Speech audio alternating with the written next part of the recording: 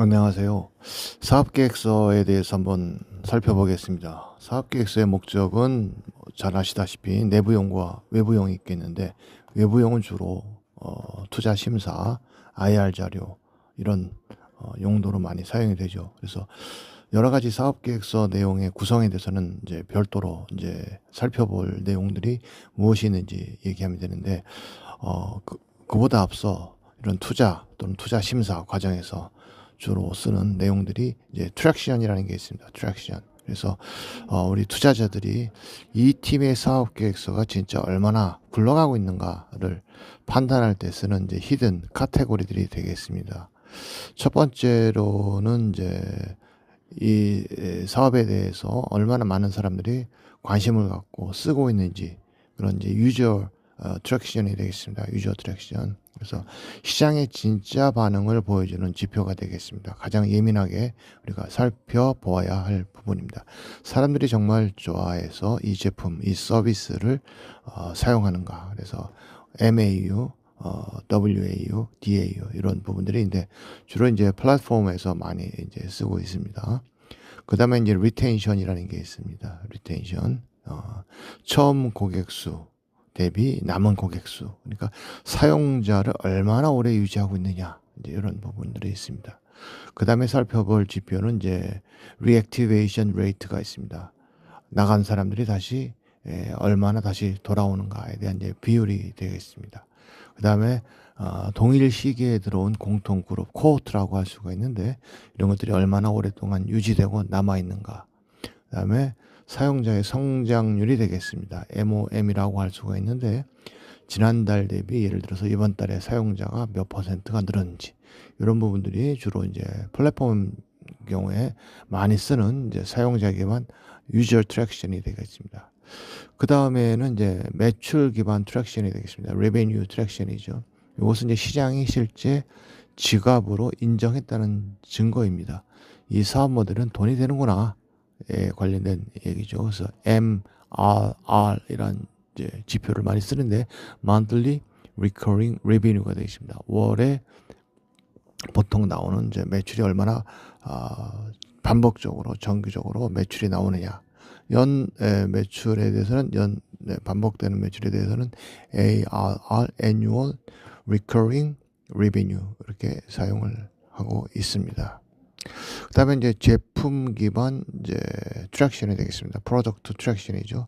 매출이 안 나올 수가 있죠. 초기 스타트업 같은 경우에. 그리고 사용자가 아직 확보가 되지 않은 경우도 있겠습니다. 그러나 이 제품이 돌아가고 써질 수 있고 피드백이 있는지, POC 이런 부분이 있다면 이거 역시 강력한 트랙션으로 볼 수가 있겠습니다. 이 제품, 이 서비스가 시장의 문제, 고객 문제를 제대로 해결하고 있구나. 그래서 MVP 또는 이제 프로토타입이 어느 정도 완성이 되었는데, 그리고 그것이 거기에 있는 피처가 어느 정도 채택이 되고 있는지 사람들에 의해서, 이런 부분들에 대해서 우리가 조사를 하고 평가를 한 내용들이 이제 트랙션에 포함이 되면 되겠습니다. 예를 들어서 사용성 지표 TTV, Time to Value, 사용성 지표라는 것도 있겠고, 또는 뭐 사용자 리뷰 뭐 이런 부분도 있겠습니다.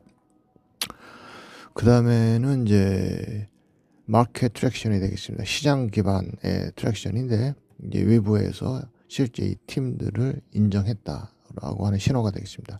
시장 플레이어들이 이 팀을 게임판에 올려놨음을 의미하는 것인데, 얼마나 많은 파트너십들이 체결되었는지, 그러니까 앞에서 나와 있는 이런 트랙션은 실제 매출이 있는지, 사용자가 있는지, 뭐 또는 이 제품이 이제 기능이 채택돼서 인정되고 있는지, 이런 부분들에 대해서 얘기를 했는데, 마켓 트랙션은 이제 주로 얼마나 많은 이제 외부 사용자들이 이제 도입을 하고자 하는지, 또는 파트너가 있는지에 관련된 내용이 되겠습니다. 그래서 마켓 트랙션은 파트너십을 얼마나 많은 의미 있는 파트너십들이 이제 체결을 하고 사용할 것인지, 그다음에 도입 검토를 하고 있는 그런 파이프라인에 대해서 어느 정도, 그리고 사이즈가 되고 있는지, 그다음에 POC가 어느 정도 진행되고 있는지, 그다음에 대기업과 또는 유통 관련된 기업들과 어떻게 협업을 하고 있는지, 뭐 경우에 따라서는 미디어에 노출된 그런 내용도 이런 이제 외부 시장 기반 마켓 트랙션으로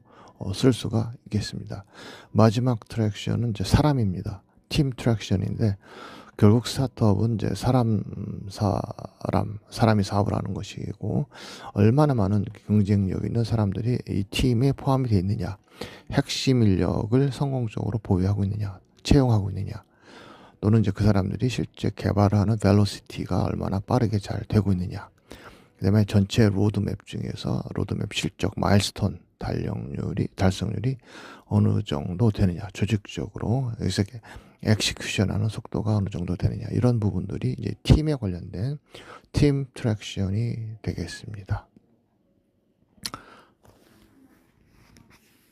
사업계획서는 목적이 뭐죠? 사업계획서는 내부 목적과 외부 목적이 있겠죠. 그렇죠? 내부 목적은 뭐예요? 같이 사업에 참여하는 사람들이 컨센서스를 이루고 같은 방향으로 가기 위한 목적, 그런 사업 계획서가 있겠죠. 그거는 보통 외부에 막 공개를 하나요? 잘 공개를 안 하죠. 그죠? 그건 이제 대외비인 경우도 많고 회사 내에서 관리하는 경우가 많죠.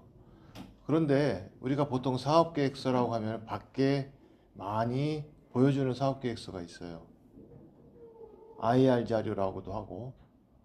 어떤 목적으로 할까요? 투자를 유치하기 위하거나 내가 이런 사업을 열심히 할 테니까 나한테 돈을 투자해 주세요. 뭔가 바라기 때문에 외부에다가 그런 사업 계획을 제시하고 공감을 얻으려고 하고 있죠. 그래서 오늘 이야기하는 그 내용은 외부용 사업 계획서입니다. 내부 목적으로 회사 안에서 팀원들끼리 공유하기 위한 사업 계획서가 아니라 외부에 공개를 하고 어필을 해서 우리 사업 계획서가 이러이러하니 투자를 해주시오, 또는 다른 목적으로 하는 그런 사업 계획서에 대해서 오늘 말씀을 드릴 거예요. 사업 계획서는 한번 쓰면 끝까지 간다, 아니다, 자주 고쳐야 된다, 어느 쪽일까요? 사업 계획서는 한번 쓰면 끝까지 간다, 자주 고칠 수 있다. 네, 계획이고 우리가 창업을 한 그 수많은 기업들을 이렇게 돌이켜 보면 초기 사업 계획서를 끝까지 가는 경우가 거의 없다. 아마도 100% 없다고 이렇게 해도 과언이 아닙니다. 그래서 사업 계획서는 대부분이 수정을 하게 된다. 수정하는 이유가 무엇일까요? 수많은 환경의 변화, 계획이 완벽하게 세울 수도 없거니와 계획대로 가지 않는 수많은 변수들이 나옵니다. 그래서 사업계획서는 그럼 이렇게 수정을 하고 끝까지 갈 수도 없는 사업계획서를 왜 만들어야 하느냐, 이렇게 말할 수도 있겠지만 우리가 사업계획을 세우고 수정하는 것은 어떻게 보면 당연한 이제 루틴이다, 이렇게 생각을 하시면 될 것 같아요. 그런데 기왕이면 실패를 줄이는 사업계획서를 좀 작성을 해보자. 이것이 이제 관건입니다. 보통 사업계획서라고 하면 무엇에 많이 관심을 갖고 있냐면 우리 회사 이름, 제목 뭐 이런 거에 관심을 많이 가져요. 사업계획서를 누가 봅니까? 사업계획서를 보는 고객이 투자자라고 하면 이런 사람들은 스타트업의 이름 그 자체에 별로 관심이 없어요. 그럼 무엇에 관심이 있을까요? 그 기업이 어떤 혜택을 주는지에 대해서 관심을 갖고 있는 거예요. 그래서 분명한 아이덴티티를 갖고 있어야 돼요. 그래서 무엇을 말하려고 하는지 핵심 가치를 제시해야 한다는 거예요. 예를 들어서 여러분가 알고 있는 소주가 뭐가 있어요? 뭐 참이슬 있고, 네, 처음처럼 있고 그런 것들이 있어요. 그런데 새로운 소주를 스타트업이 개발을 한다. 좀 이상하긴 하지만 예를 들어서 그러면 그 소주의 브랜드가 그렇게 중요할까요? 그것이 어떤 혜택을 주느냐. 예를 들어서 한국에서는 별로 인기가 없지만 동남아시아에서 자몽 소주 이런 거 인기 있는 거 아세요, 여러분? 웬만한 동남아시아 국가에 다 진열이 되어 있는데 거기 보면 우리의 정통 소주가 아니라 자몽 소주 뭐 그런 것들이 많아요. 그러니까 주는 혜택이 뭐냐 이거죠. 그 고객마다 한국 사람들은 이제 기존에 그 무색, 무취, 무맛의 그런 이제 소주를 길들여져 있고 아주 좋아하는데 다른 고객들에 대해서는 그 사람들이 원하는 핵심 가치가 뭐냐? 그것은 이제 자몽의 향, 자몽의 약간 달달한 맛 이런 것들이 있는 것을 이제 좋아한다는 것이죠. 그래서 우리가 사업계획서에서는 제공하고자 하는 핵심 가치가 무엇인지를 명확하게 제시를 해야 된다. 그리고 스타트업의 새로운 제품, 사업계획서에서 제시하고자 하는 제품은 관심을 유발하고 관계를 맺는데 실패하지 않도록 사업계획서를 만들어야 한다. 이렇게 이제 말씀드리겠습니다. 자, 그러면 사업계획서는 어떤 식으로 구성이 되어 있을까요? 이것은 정답은 아닙니다만 보편적으로 PSST 방식으로 구성되어 있어요. 이대로 할 필요는 없는데 우리가 이제 학습용으로는 이런 구성을 중심으로 약간 변형시키는 건 가능합니다. 예를 들어서 P라고 하면 이제 프라블럼이죠. 프라블럼은 우리 회사의 프라블럼인가요? 고객의 프라블럼인가요? 예, 고객의 프라블럼이죠. 고객의 문제가 무엇인지를 제시를 해야 돼요. 그 다음에 그 문제를 어떻게 우리 회사가, 우리 기업이, 우리 솔루션이 풀어줄 것인지 대안, 솔루션을 제시를 해야 됩니다. 그 다음은 뭐죠? 그걸 가지고 시장에서 어떤 식으로 초기에 정착하고 앞으로 더 크게 키워나가고 다양한 파생 제품을 만들어내고 이런 것에 관련된 스케일업. 그 다음에 회사는 누가 운영을 하죠? 사람이 하죠. 팀이죠. 어떤 사람이 일을 하느냐, 부족하면 어떤 사람을 채용할 거냐, 이런 팀 구성 계획. 이렇게 크게 네 가지로 나누는데 이제 제가 요구하는 거는 전반적인 환경 구성에 대해서 하나를 이제 제시를 하면 좋겠다는 거예요. 그것을 갖다가 저는 이제 현황 또는 니즈 이렇게 얘기를 하겠어요. 그래서 현황이나 니즈를 먼저 제시하고 그 다음에 프로블럼, 솔루션, 스케일업, 팀 이렇게 나눠서 얘기를 하면 좋겠어요. 그래서 현황이나 니즈를 통해서 프로블럼이 자연스럽게 연결될 수 있도록 하면 되겠어요. 예를 들어서 인터넷 강의에 관련된 어떤 현재 문제가 무엇인지를 보면 인터넷 강의는 이미 저장되어 있는 동영상을 고객이 시청을 하는 것인데 일방향이기 때문에 인터랙티브하지 않아서 여러 가지 질문을 할 수도 없고 또 모르는 것이 있어도 넘어가야 하는 그런 어려운 점이 있었단 말이에요. 그게 프로블럼이라고 할 때 그 앞에 현황을 보는 거예요. 전체 수강생 또는 직장인 또는 자격증을 따려고 하는 인터넷 강의를 필요하는 사람 중에서 인터넷 강의는 어느 정도를 오프라인 강의에 비해서 인터넷 강의는 어느 정도 시청을 하고 있고 그리고 그 사람들은 어떤 환경에 있으며 어떤 어려움에 있는지 전반적인 거를 앞에서 니즈나 현황에서 좀 얘기를 하고 그 다음에 그 중에서 우리는 이 문제에 집중하겠다 이렇게 예시를 하면 됩니다. 수많은 문제 중에서 우리는 이 문제에 집중하겠다는 거예요. 문제가 10가지라고 하면 예를 들어서 뭐 장학금 문제, 그 다음에 성적 문제, 그 다음에 뭐 취업 문제 여러 가지 문제가 있다면 우리는 그 중에서 이 문제에 집중해서 솔루션을 제시하겠다 이런 것처럼 수많은 그 환경 현황 속에서 우리가 시작하고자 하는 그 프로블럼을 잘 선택해서 제시할 수 있어야 되겠습니다. 사업계획서는 두 갈식으로 진행하면 좋아요. 한국말은 끝까지 들어봐야 된다 이런 말이 있죠. 무슨 말 하는지 끝까지 들어봐야 된다. 근데 사업계획서는 반대로 결론을 먼저 내주는 우리가 제시하고자 하는 것이 무엇인지를 먼저 한 줄에서 두 줄로 먼저 첫 번째 페이지에서 제시를 해주는 게 좋습니다. 예를 들어서 우리가 먹기 좋은 고등어, 가시가 전혀 없는 가시 걱정을 할 필요가 없는 먹기 좋은 고등어를 만드는 회사라고 하면은 첫 번째 컨셉에서 전가시를 말끔하게 제거한 가시에 대한 걱정이 전혀 없는 먹기 좋은 고등어 이렇게 첫 번째 그 요약 페이지에서 한 줄을 소개해주면 우리 이 회사는 가시 걱정 없는 고등어를 지금부터 설명하려고 하는구나. 이거를 결론적으로 우리가 이해를 할 수가 있다는 거죠. 그렇지 않고 한 30분 동안 얘기를 들어봐야지 마지막에 이 회사가 이걸 하는구나 이렇게 제시를 하면 굉장히 불친절하고 우리가 파악이 안 되죠.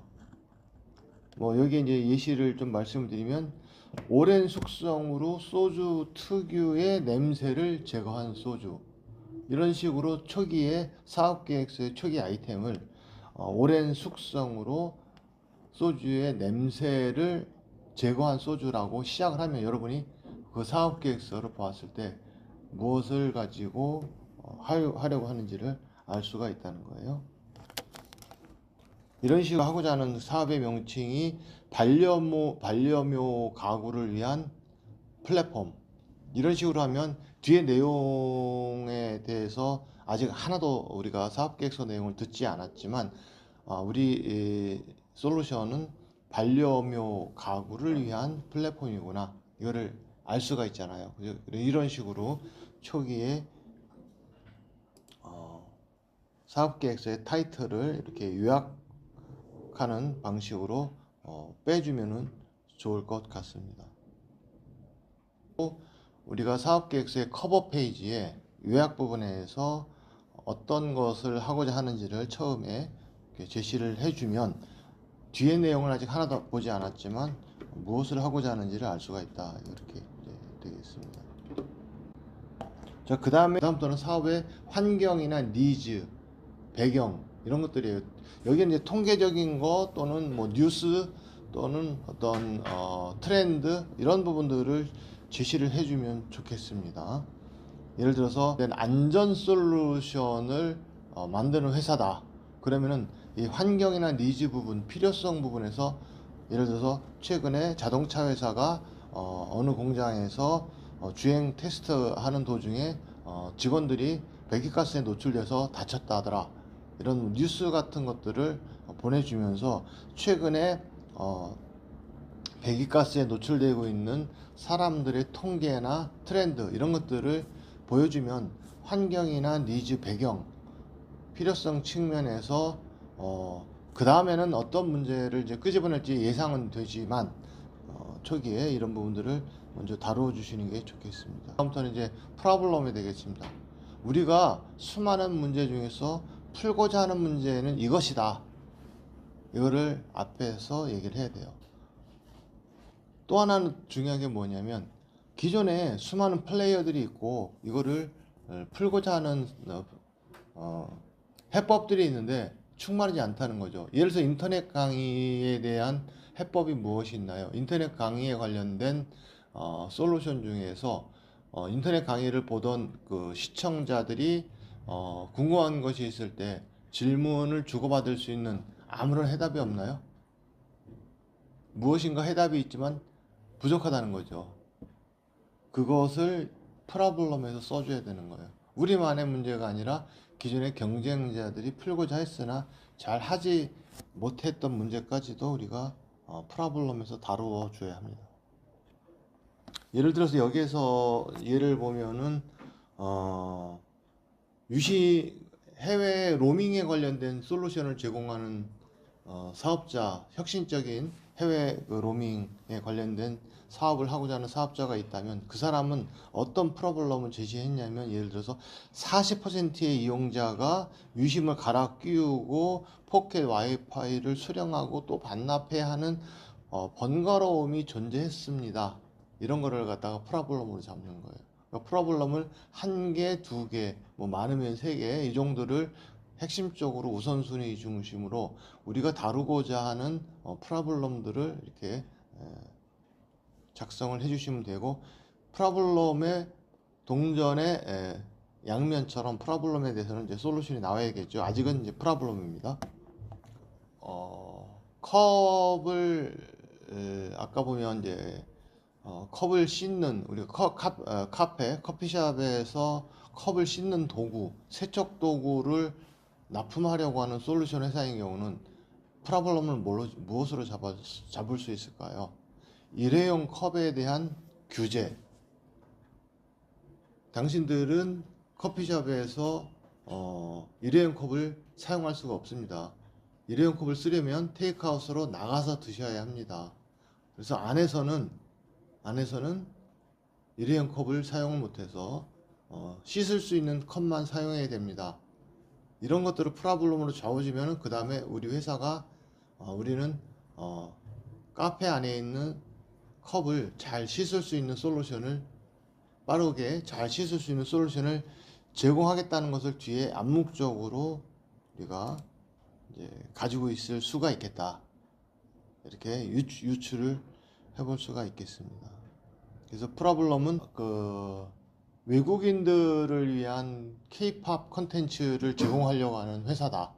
그럼 프라블럼은 어떤 것을 잡을 수가 있을까요?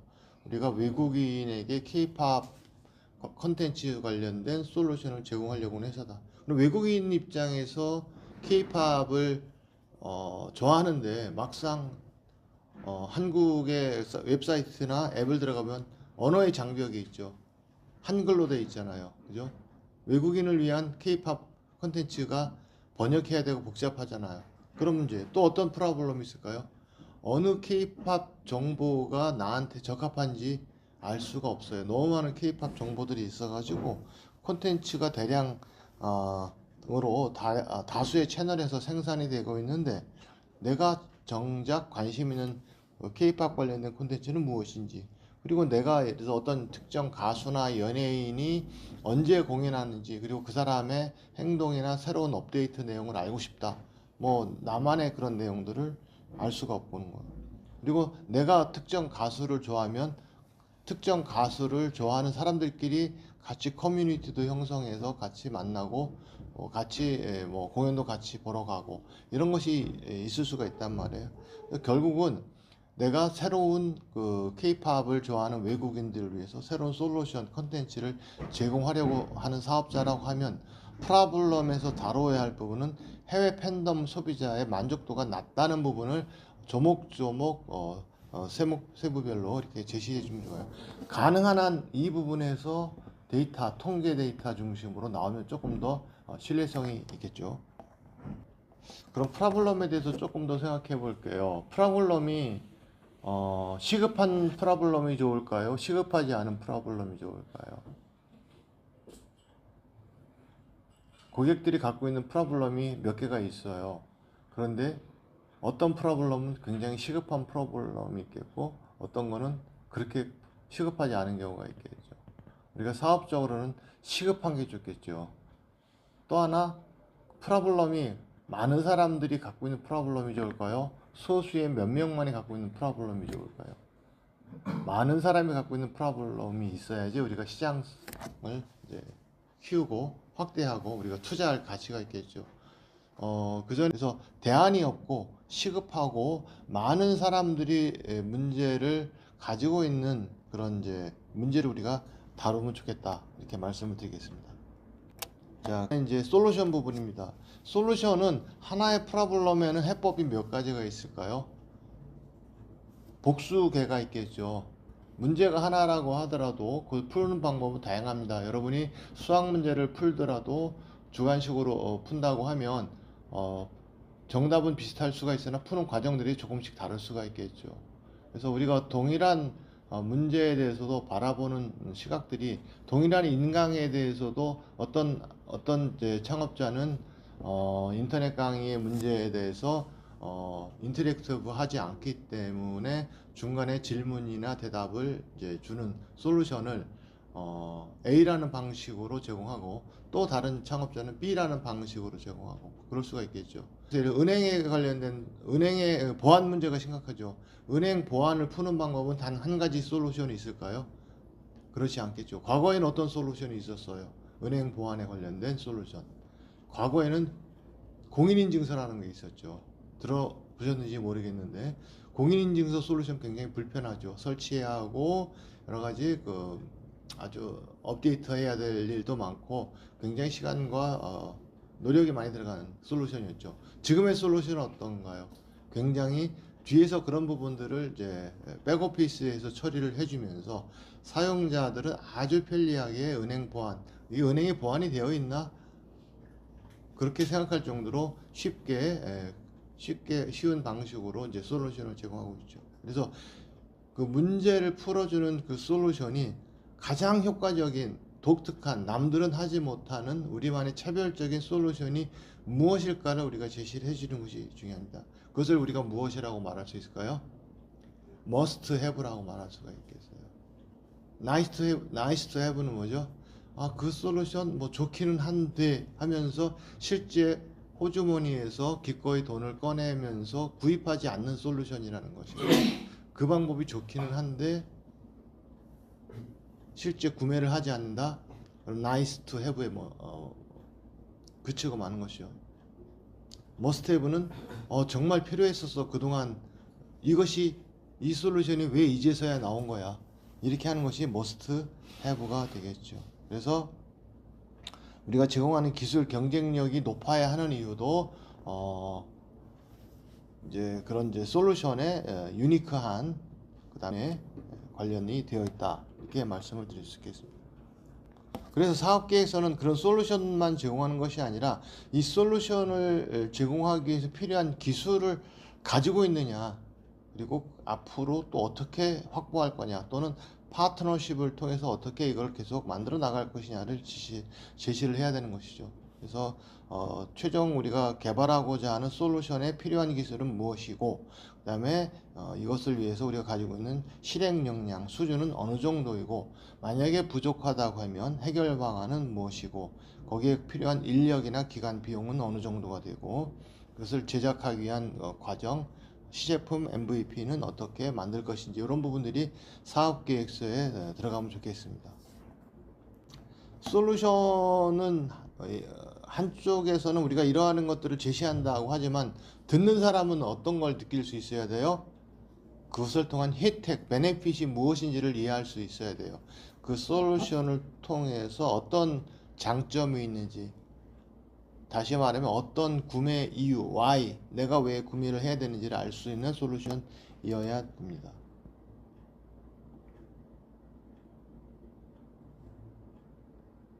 예를 들어서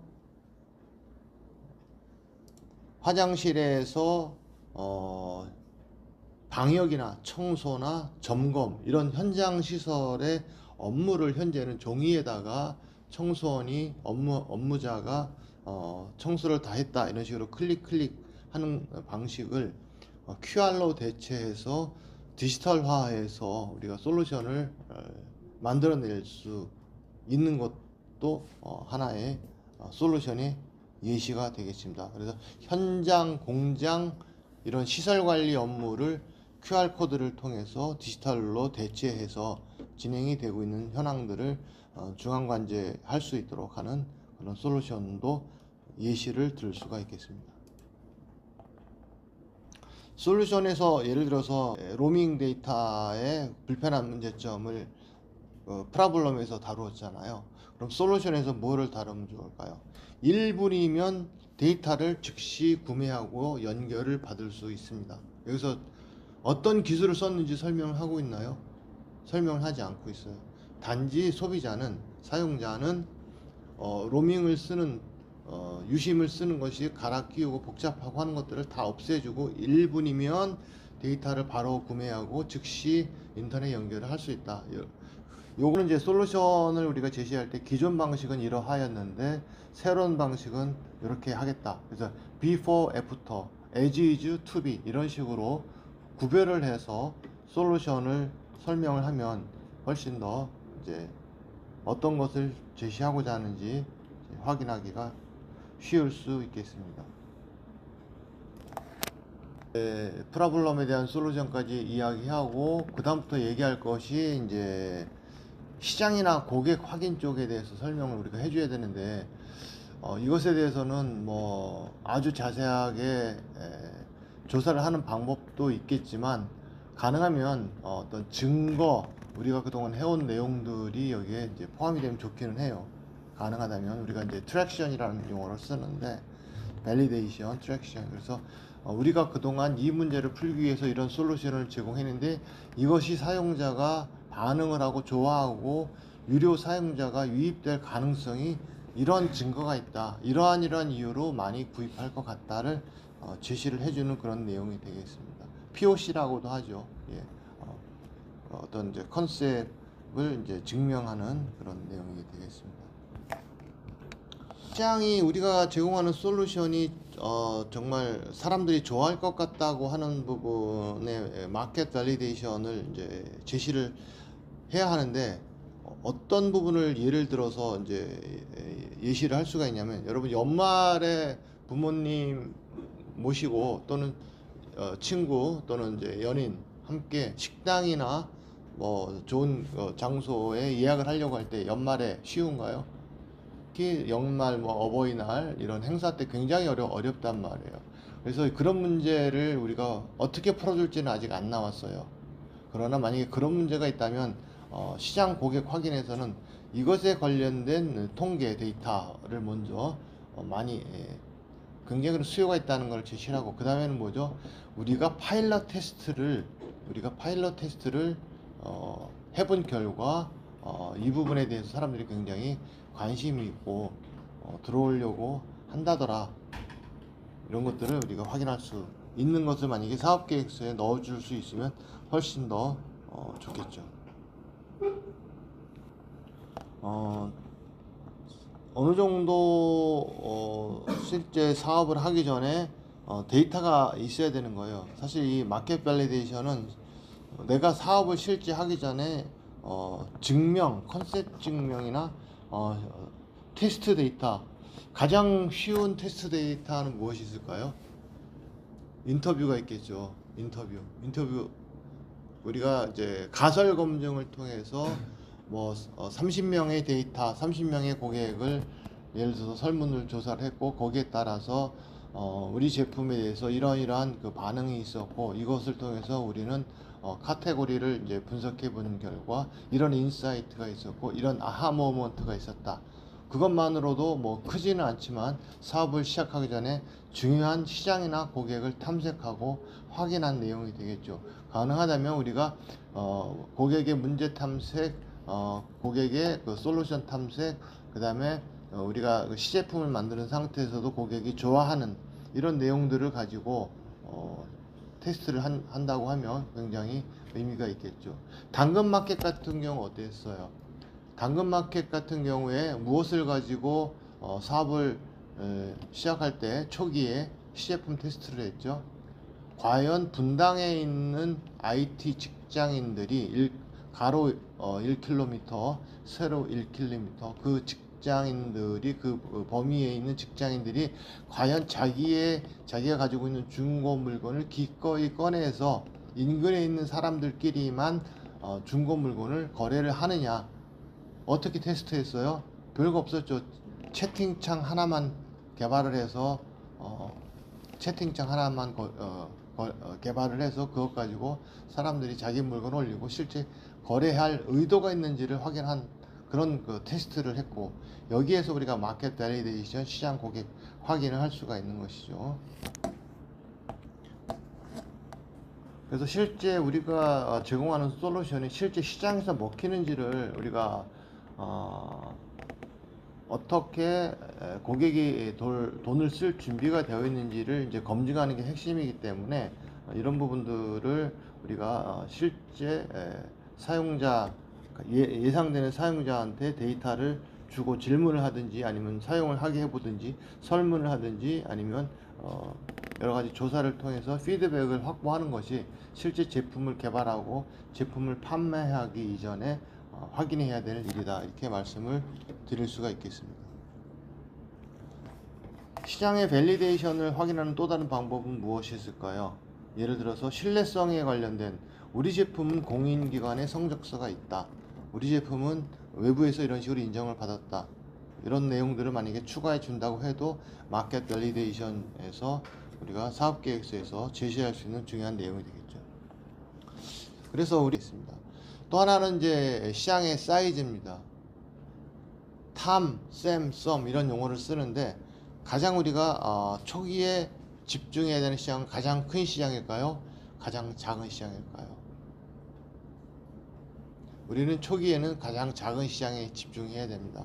아니 무슨 사람이 스케일이 이렇게 작지? 이렇게 오해할 수도 있겠지만 우리가 작은 시장에 성공하지 못하는 상태에서 큰 시장으로 갈 수가 없는 것이거든요. 그래서 단기 타겟 시장이 Serviceable Obtainable Market, 우리가 SOM이라고 약자로 이렇게 부르거든요. 그래서 초기에 설정하는 목표 시장을 어떻게 둘 것이냐를 우리가 제시를 하고, 그 다음에 인접하는 확대 시장, 유효 시장이라고 합니다. SAM이라고 하는데 Serviceable Available Market이라고 하는데, 우리가 이 정도까지는 사업의 확장 가능성을 가지고 있어야 됩니다.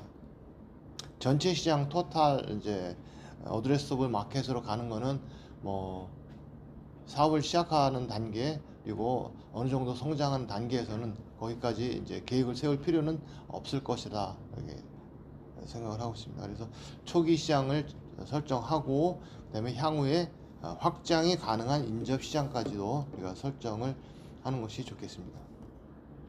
그럼 시장 규모는 어떻게 우리가 알 수 있을까요? 시장 규모는 통계를 통해서 뭐 검색을 해보면 라는 이제 마켓 사이즈가 이 정도다 이렇게 제시해 주는 경우도 있지만, 거기에는 굉장히 전체 시장을 중심으로 나와 있는 경우가 많아요. 그래서 우리가 초기에 진입하고자 하는 시장은 정확하게 잘 제시가 안 되고 있어요. 그래서 우리가 탑다운 방식으로 SOM을 이제 만들거나 또는 바텀업 방식으로 이렇게 만들 수가 있는데, 어떻게 해야 될까요? 전체 시장을 출발점으로 잡고 점점 세분화시켜서 목표 시장까지 좁혀가는 거예요. 예를 들어서 인터넷 강의의 인터넷 강의 수업 도중에 질문을 이제 실시간 질문이 가능한 솔루션을 제공하는 사업을 한다. 그러면은 전체 인터넷 강의에 관련된 시장 규모는, 인터넷 강의 시장의 규모는 검색하면 나오거든요. 그것을 가지고 우리가 제시해서는 안 되고, 또는 고3 시장, 또는 직장인 중에서도 뭐 영어 자격증만 하고자 하는 사람의 숫자, 이런 것들은 또 이제 파악할 수가 있거든요.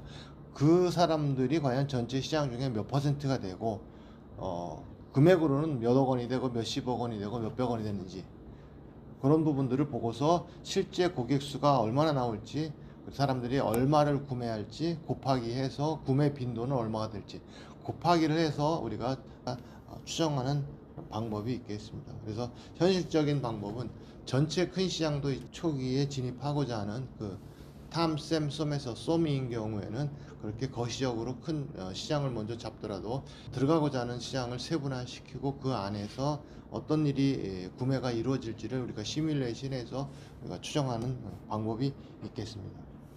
가장 작은 시장, 우리 타깃 시장은 어떻게 할까요?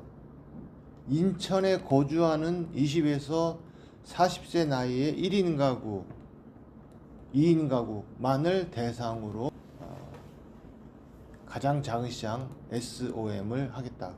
AI 검색을 하면 인천에 거주하는 20에서 40세 1인 가구, 2인 가구 통계가 얼마가 나오는지 대략 검색하면 좀 나오지 않을까요? 20대 나이는 전체 인구 중에 몇 퍼센트를 차지하고, 이런 식으로 추정할 수 있지 않을까요?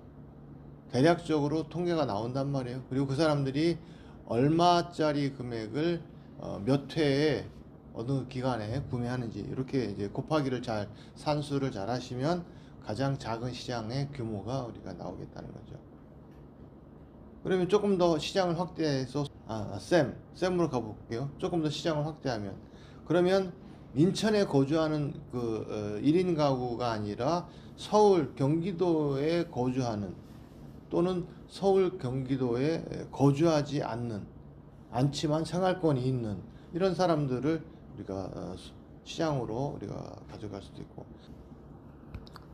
그 다음에는 이제 스케일업이 되겠습니다. 스케일업은 뭐죠? 계속 어떻게 더 확대 성장을 할 거냐에 관련된 부분이 되겠습니다. 스케일업을 하기 위해서는 시장 자체를 키우는 수밖에 없어요. 우리는 초기에는 A라는 시장의 타겟을 가지고 했는데 B라는 시장, C라는 시장, D라는 시장으로 계속 확대를 할 거다. 그럼 동일한 제품으로 확대하는 방법도 있지만 제품 자체를 이제 업그레이드하거나 이제 수정해서 이제 나가는 방법이 있겠습니다. 그래서 초기에 스케일업 계획은 이제 타임 테이블로 잡아주는 게 좋아요. 초기에 1년으로 잡아주거나 2년, 3년 이런 식으로 타임 테이블로 잡아주고 1년 동안은 이러한 제품의 이러한 시장으로 가겠다. 2년째는 이러한 제품의 이러한 시장으로 가겠다.